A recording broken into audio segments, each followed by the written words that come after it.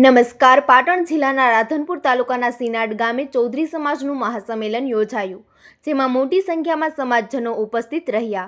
અજમલ ચૌધરીના કથિત અપહરણ અને મારપીટના કેસમાં 21 દિવસ બાદ પણ કાર્યવાહી ન થતાં સમાજમાં ભારે રોષ જોવા મળ્યો. દેવ દરબાર મઠના સંત બળદેવગીરી સહિત જવાબદારો સામે ગુનો નોંધી તાત્કાલિક ધરપકડ કરવાની માંગ સાથે સમાજે નિષ્પક્ષ તપાસની માંગ ઉઠાવી છે. તેમજ યોગ્ય કાર્યવાહી નહીં થાય તો ગાંધીનગરમાં ગાંધી ચિંધ્યા માર્ગે ઉગ્ર આંદોલન કરવાની ચીમકી પણ ઉચ્ચારવામાં આવી છે. વધુ સમાચાર માટે જોડાયેલા રહો આરપી ગુજરાત ન્યૂઝ, રાજકોટ. ન્યાયના માટે જે આ પ્રકરણ થયેલું છે 11 તારીખે 11/7 આજે 21 દિવસ થયા છે. મને જે ન્યાય નથી મળ્યો, જે બળદેવનાથમાં એફઆઈઆર કરેલી હતી એ એફઆઈઆરની માલિમકાથી જે અમને નામ આડાવડું કરી અને મેં નામથી કાઢી નાખ્યું તો ગોટાળા ચડાવ્યું છે. એ એફઆઈઆરમાં આ સમાજને મેં એમ બોલાવી હતી કે હજુ સુધી એફઆઈઆર થઈ નથી, એફઆઈઆરમાં એનું નામ નહીં દાખલ થાય ત્યાં ઘડી હું આ જપવાનો નથી. મારી માંગ એવી છે એક જ કે આ જે એફઆઈઆરમાં નામ એનું કાઢ્યું, એફઆઈઆરમાં નામ દાખલ થાય અને એને આરોપી તરીકે ઠરે એવી મારી માંગ છે.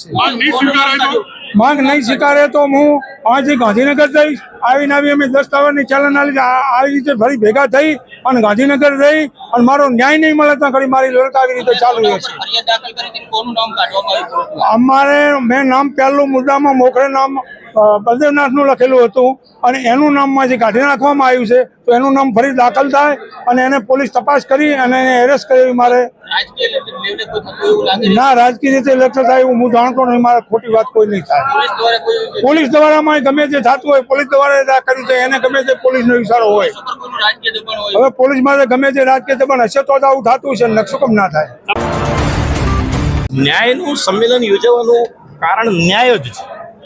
જ્યારે ઘટના ઘટે છે, ભોગ બનનાર પોતે પોલીસ સ્ટેશનમાં જઈ અને કહે છે, વિડીયો એના ઘટનાના પુરાવો પણ છે અને છતાંય પુરાવા હોવા છતાંય પોલીસ પ્રશાસન ઘટનાને મૂળભૂત રીતે લેવાની જગ્યાએ ફરિયાદમાં વિવરણ જે કરે એ વિવરણમાં વિસંગતતા રાખે તો સ્વાભાવિક રીતે ન્યાયની માગણી કરવા માટે સમાજ નીકળવાનો છે.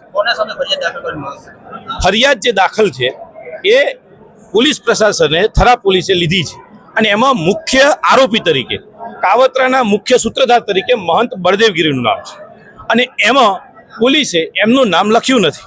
બીજી વાત છે, જે લૂંટ થઈ છે 15,000 રૂપિયાની, એ લૂંટનું પણ વિવરણ એફઆઈઆરમાં કર્યું નથી. તો આ બંને બાબતો છે. એટલે સમાજની માગણી છે કે મુખ્ય સૂત્રધાર જે છે એમનું પણ ફરિયાદમાં મુખ્ય આરોપી તરીકે નામ લેવામાં આવે અને લૂંટ જે થઈ છે એ લૂંટને પણ ફરિયાદમાં દાખલ કરવામાં આવે. સમાજે નિર્ણય કર્યો છે 10 દિવસ પછી ગાંધીનગર કૂચ કરીશું અને ગાંધીનગરમાં બેસીશું. રાજકારણનું કોઈ પ્રેશર હોય એવું? રાજસત્તાનું કામ કરવાની છે. રાજકારણને એનું કામ કરવાનું છે.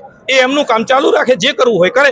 અમે સમાજ સત્તા તરીકે, સમાજ તરીકે ન્યાયની માગણી કરીશું અને ન્યાયની માગણી કરતા રાજકારણ કે રાજસત્તા ક્યાંય વિક્ષેપ કરશે, ક્યાંય વિષયો નવા ઊભા કરશે તો સમાજ સત્તાને, સમાજ કારણને બરાબર જવાબ આલતા આવડે છે અને અમે એ બરાબર જવાબ સમય આવે આપીએ દઈશું. સમાજના રાજકીય લોકોને કંઈ કહેવા માંગો છો?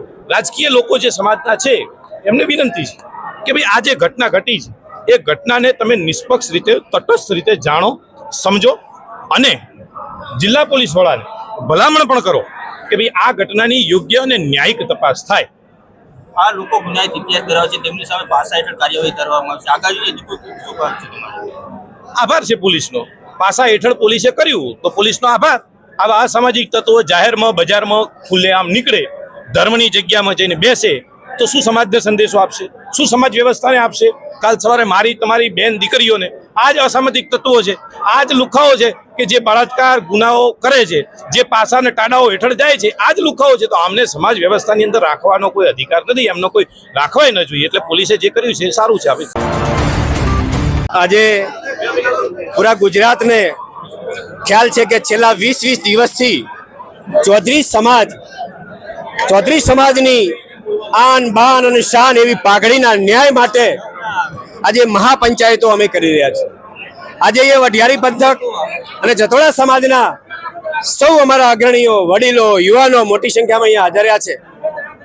અલગ અલગ પરગણામાંથી પણ સમાજના અમારા અગ્રણીઓ, યુવાનો આજે આ મહાપંચાયતમાં હાજરી આપી છે અને અમારી એક જ માંગ છે, જે પ્રકારે હજારો કરોડો લાખો લોકોની શ્રદ્ધાનું કેન્દ્ર દેવ દરબાર મઠની અંદર અને મઠમાં વહીવટ કરનારા મહંત એક ચૌધરી સમાજની અદાવત રાખીને અમારા આગેવાનનું અપહરણ કરાવીને અને મઠની અંદર લઈ જઈને જ્યાં લાખો લોકોની શ્રદ્ધા છે એવા શ્રદ્ધા કેન્દ્ર ઉપર ઢોર માર મારે, નગ્ન કરે, બંદૂક ભીડાવે, જાનથી મારી નાખવાની ધમકીઓ આપે, છતાં પણ 5-5 દિવસ સુધી અમારી ફરિયાદ લેવામાં ના આવે, પોલીસ સ્ટેશન છાવરતું રહે અને ન્યાય ન મળે, એટલા માટે અમારે આ મહાપંચાયતો આજે અહીંયા કરવી પડી છે.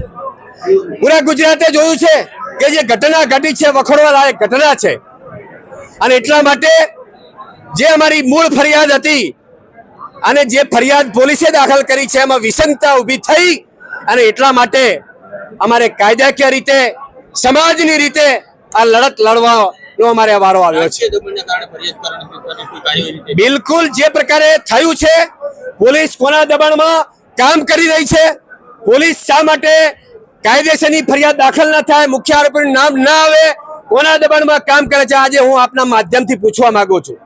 પોલીસ શા માટે અહીંયા પોલીસનું શું કનેક્શન છે થરા મઠ ખાતે તે વારંવાર આવા કૃત્યોને છાવરવામાં આવે છે.